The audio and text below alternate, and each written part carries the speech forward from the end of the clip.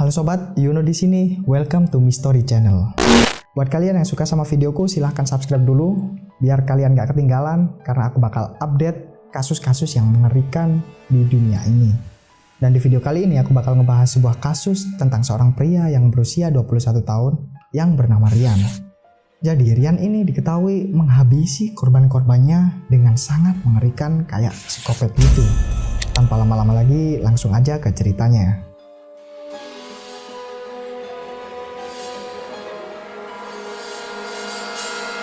Pada tanggal 25 Februari 2021, seorang warga kota Bogor menemukan sebuah plastik hitam besar yang sangat mencurigakan yang terletak di pinggir jalan raya. Dan setelah dibuka, orang yang menemukan ini terkejut soalnya ternyata yang di dalam plastik tersebut adalah tubuh seorang wanita muda. Karena itu, warga ini langsung melaporkan ke polisi dan polisi langsung menyelidikinya. Selain itu, tim medis juga dikerahkan untuk mengamankan dan mengotopsi tubuh si wanita yang ditemukan ini tadi. Nah, setelah diotopsi, ditemukan adanya luka bedah tumpul di leher si korban wanita ini. Dan ternyata korban wanita ini masih berusia 17 tahun atau masih SMA, yang kita sebut aja DP. Di waktu yang sama, polisi juga melakukan penyelidikan dengan mengumpulkan pernyataan dari saksi sebanyak 15 orang. Mulai dari teman DP, keluarga DP, atau saksi-saksi kunci yang melihat adanya kecurigaan di tempat kejadian. Sekitar 2 minggu kemudian, pada tanggal 10 Maret 2021, ditemukan lagi tubuh seorang wanita yang kita sebut aja L. Jadi, si L ini adalah seorang janda muda berusia 23 tahun dan tubuhnya ditemukan di perkebunan kosong di daerah Kabupaten Bogor. Karena itu, polisi langsung datang untuk mengamankan tubuh L dan untuk diotopsi. Kali ini, hasil otopsi menunjukkan ada bercak darah di dalam mulut L yang menandakan kalau mungkin aja L ini dihabisi dengan cara dicekik sama kayak korban pertama yaitu si DP. Karena itu, polisi jadi yakin kalau pelaku yang menghabisi dua korban ini adalah orang yang sama. Selain jarak hari ditemukannya korban ini dekat, ciri-ciri meninggalnya para korban ini juga mirip-mirip atau bahkan hampir sama. Untungnya polisi berhasil bekerja dengan sangat cepat karena besoknya pada tanggal 11 Maret 2021, polisi berhasil menangkap Rian, seorang pria berusia 21 tahun yang diduga sebagai pelaku. Soalnya, berdasarkan pernyataan dari para saksi, ciri-ciri pelaku ini mengarah kepada Rian. Nah, pas diinterogasi, Rian ini emang ngaku kalau dia emang sangat membenci pada seorang perempuan. Alasannya masih belum pasti, tapi setelah diselidiki, Rian ini emang pernah deket sama cewek pas waktu SMP dan juga masih SMA. Entah gara-gara putus atau gagal PDKT, Rian ini mungkin kayak jadi sakit hati gitu. Nah, gara-gara itulah Rian ini jadi sangat benci kepada perempuan dan berniat untuk menghabisi perempuan secara acak. Oke, biar jelas aku ceritain kronologinya kayak gimana. Jadi awalnya, gara-gara Rian ini benci sama cewek, dia ini nyari kenalan cewek lewat FB dan targetnya adalah cewek-cewek yang open BO. Nah, setelah nyari-nyari, Rian ini akhirnya ketemu dan kenalan sama DP, terus akhirnya mereka ini chattingan. Nah, pas chattingan, Rian ini ngajak DP atau si korban pertama ini ketemuan, terus dia juga ngiming-ngimingin bakal ngasih duit sebanyak 1 juta ke DP. Tapi syaratnya si DP ini harus mau berhubungan badan dulu sama si Rian.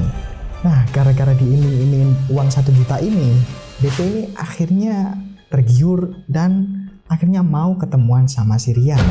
Singkatnya, mereka ini ketemuan, pergi ke hotel, dan akhirnya mereka berhubungan badan.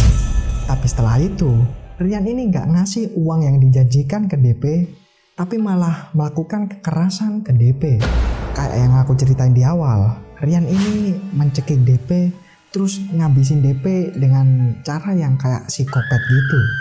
Parahnya lagi, Rian ini ngambil harta benda milik si DP, habis itu dia masukin DP ini ke kantung plastik besar. Nah, karena saat itu udah mau pagi, Rian ini sempat bingung gimana caranya ngebawa tubuh DP ini tanpa dicurigai. Soalnya saat itu udah banyak orang-orang yang beraktivitas. Karena itu, Rian ini mengikat kaki si DP, Kemudian masukkan ke dalam kantong plastik besar. Habis itu tubuh DP ini ditekuk dan muat masuk ke dalam kantong plastik besar ini. Setelah itu tubuh DP yang udah dalam kantong plastik besar ini dimasukkan ke dalam tas gunung supaya Rian ini nggak ketahuan warga dan nggak dicurigai. Habis itu barulah Rian ini berjalan membawa tubuh si DP melewati jalan-jalan dan juga warga sekitar, dan akhirnya dibuanglah di pinggir jalan Kota Bogor. Nah, setelah dapat laporan tentang kasus si DP ini, polisi langsung bergerak meminta keterangan ke keluarga DP, ke temannya, dan juga saksi-saksi yang ada di TKP. Di saat polisi sedang menyelidiki tentang kasus si DP ini, sekitar 2 minggu kemudian pada tanggal 10 Maret 2021, Rian kembali melakukan aksi yang sama dengan modus yang sama kepada si L atau korban kedua. Bahkan Rian ini melakukan aksinya di hotel yang sama dengan yang dikunjungi sama si DP kemarin. Kayak sebelumnya Rian ini ketemuan sama si L, pergi ke hotel, habis itu berhubungan badan. Kemudian Rian ini melakukan kekerasan ke si L, terus habis itu si L ini dihabisi dengan cara yang kayak psikopat gitu. Setelah menghabisi si L, Rian ini ngambil harta benda milik si L kayak yang dilakukan sebelumnya ke si DP. Kemudian Rian ini memasukkan tubuh si L ke tas gunung miliknya, habis itu dibuang ke perkebunan kosong di daerah Kabupaten Bogor.